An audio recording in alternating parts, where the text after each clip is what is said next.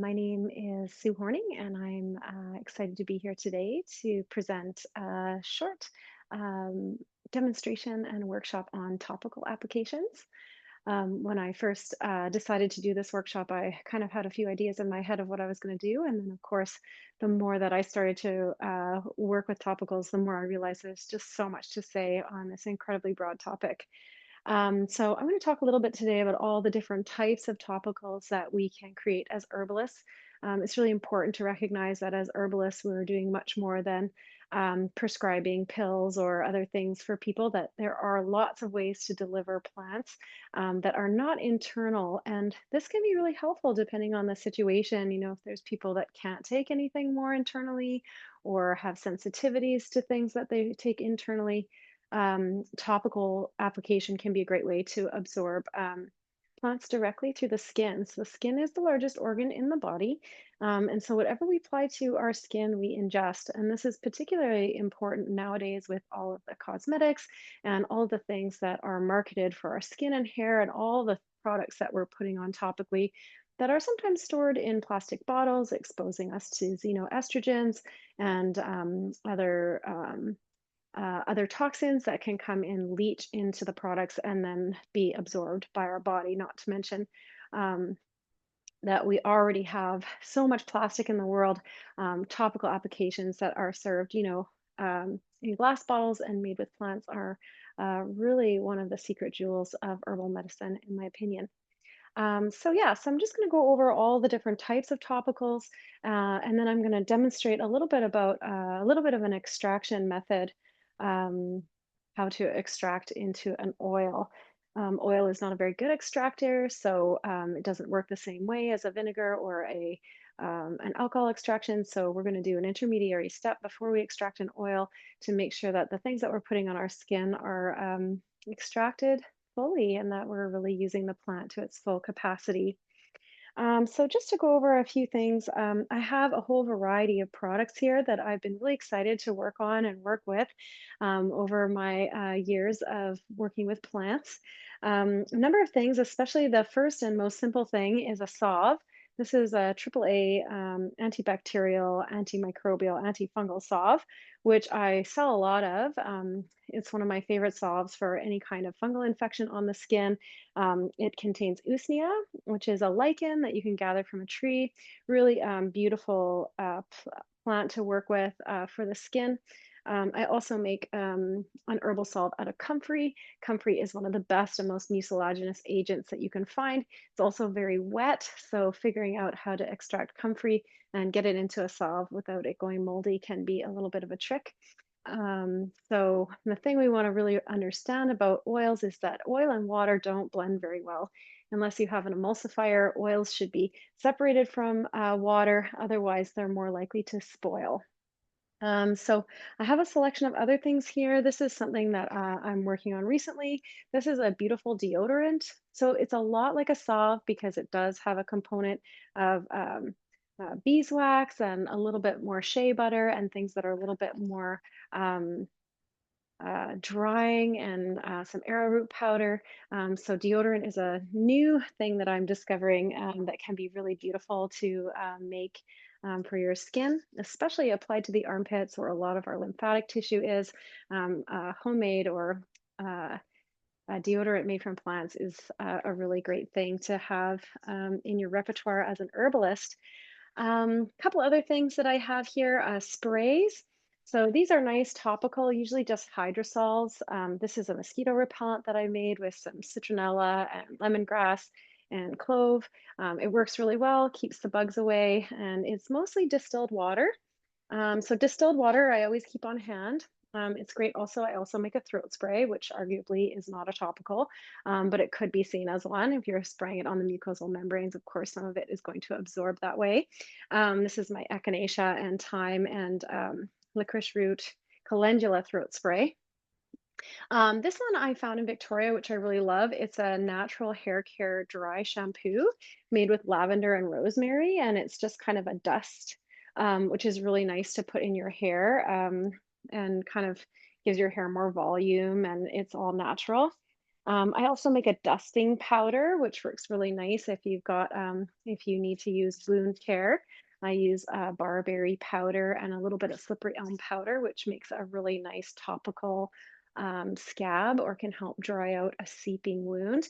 Little turmeric works really well there too. And then, of course, essential oils, which are always going to be useful topically. In fact, I don't recommend them internally at all unless it's a dilute amount of peppermint. But I find that essential oils, they can be added to any oil extraction and they work really well. They enhance the flavor, they're volatile, so they have a beautiful aroma.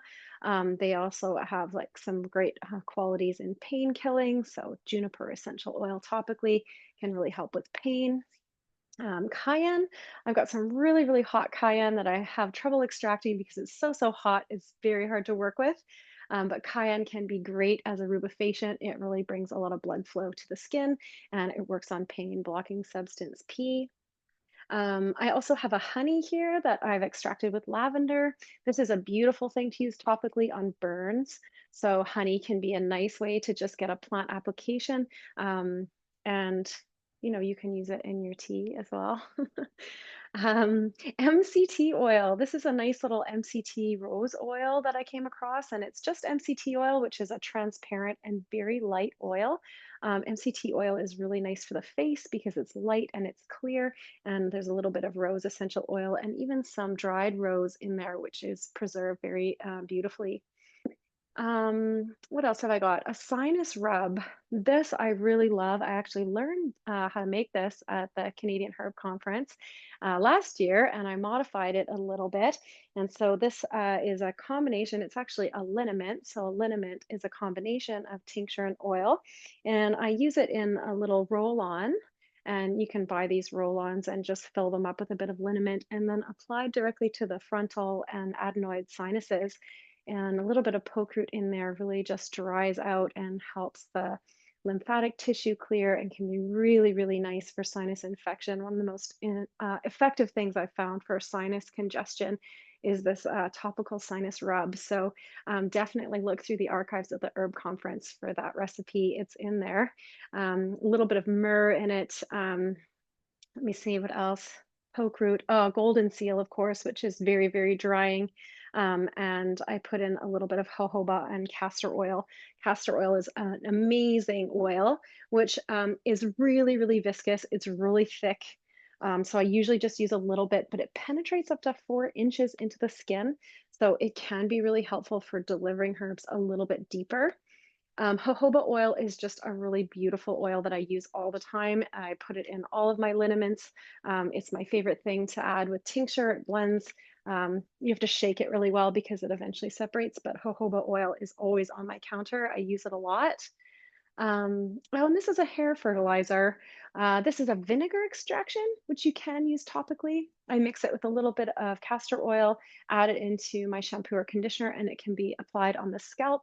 It's great for hair growth.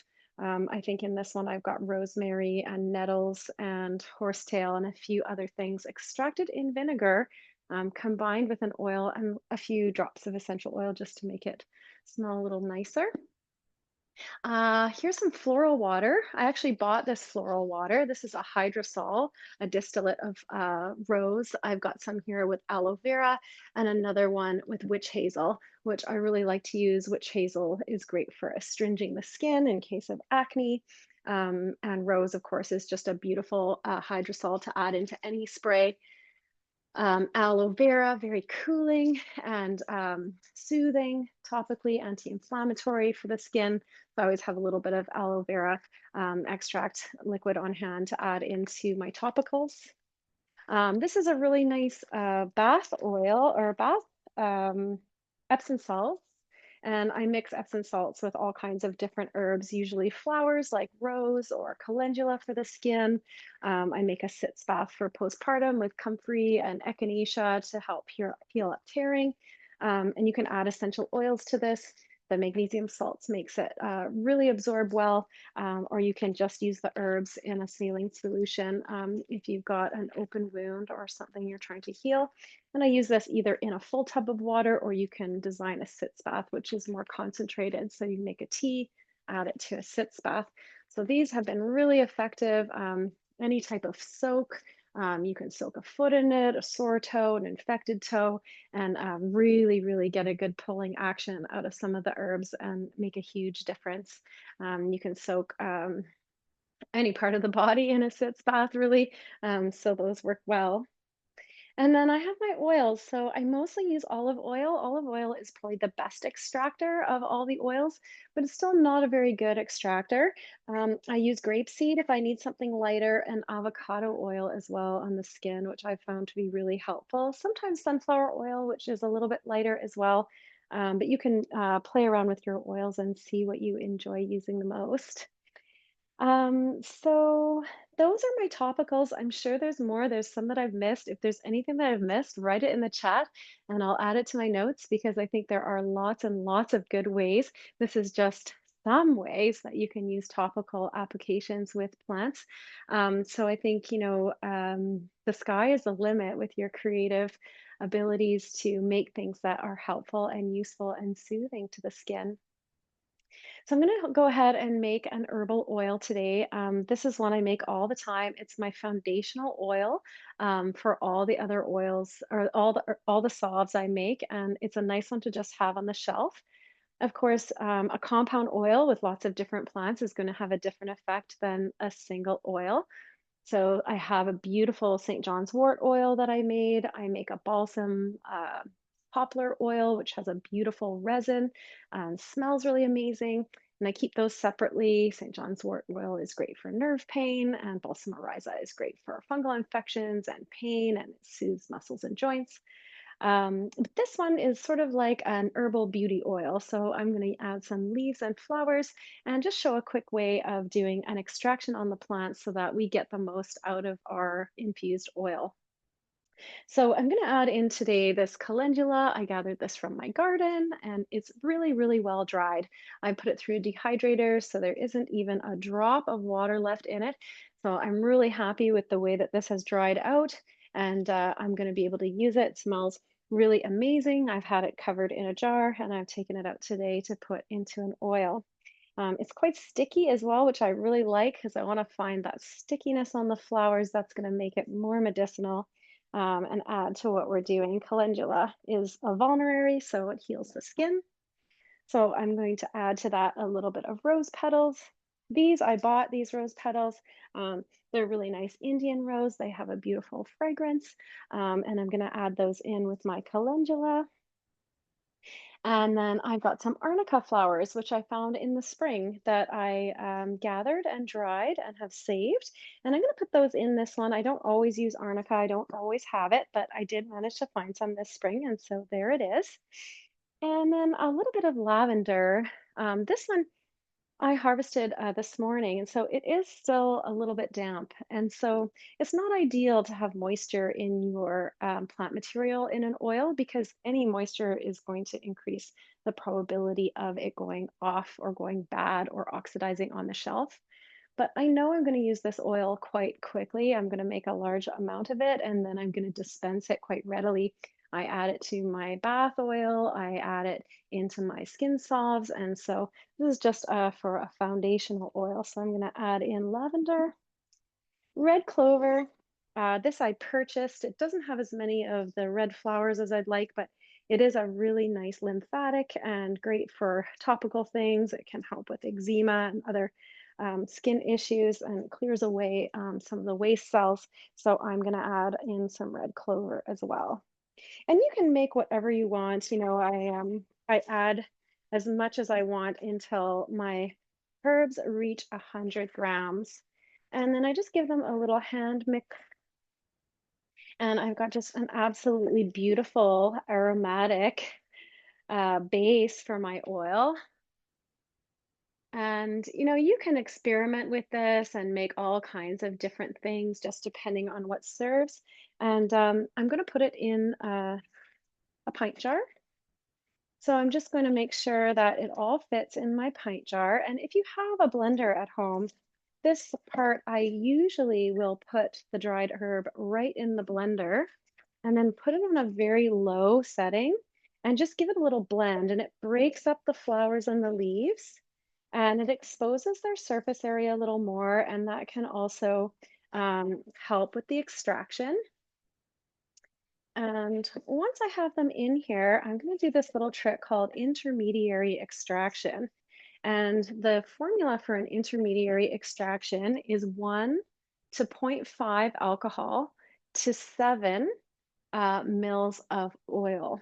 So you have a couple options for your alcohol. I use this 190 proof Everclear, which I really like. It's a nice strong 94.5% alcohol, so it does a beautiful extraction. You can also use isopropyl alcohol. So this is a 99% because we're using it topically. It's generally okay. I think the Everclear is better in my opinion, but they both are going to extract the plant pretty well. So if this is 100 grams, I'm going to put in 50 mils of alcohol. So I'm just going to measure out 50 mils. And then I'm going to take that and pour it over my dried plant material. Now, what this does is it starts to break down the cellular walls and starts to make the plant material a little bit more ready for my oil so that when I put the oil on, I'm going to have a better extraction. I'm going to put a lid on it. If I had it in a blender, I would blend it, break it down. And I might do that a little bit later today because I really want to make sure that that alcohol is going to get every part of this plant. And the heat from the blender can be really helpful. So if you put it on low and you get the blender nice and warm, just the heat from the blender will actually help this extraction quite a lot as well.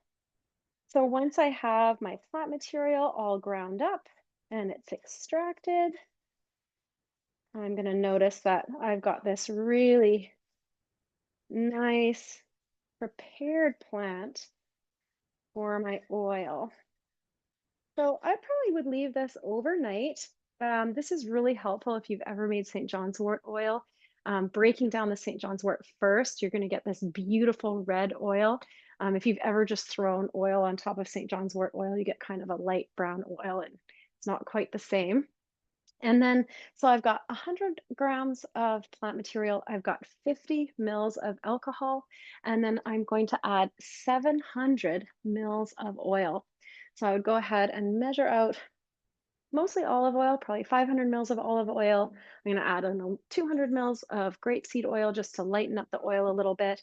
And then I will pour it onto this jar and leave it somewhere warm. And then I'll wait a month, strain it off, and that's my base oil. So intermediary extraction is definitely an improvement on the qualities of your oil. So do try it. Give me a comment if you have done this before and if you've had good success with it. I have had amazing success extracting plants and oils using this method, and the oils set the foundation for almost all of my topical preparations. So I hope you found this helpful and insightful and inspiring.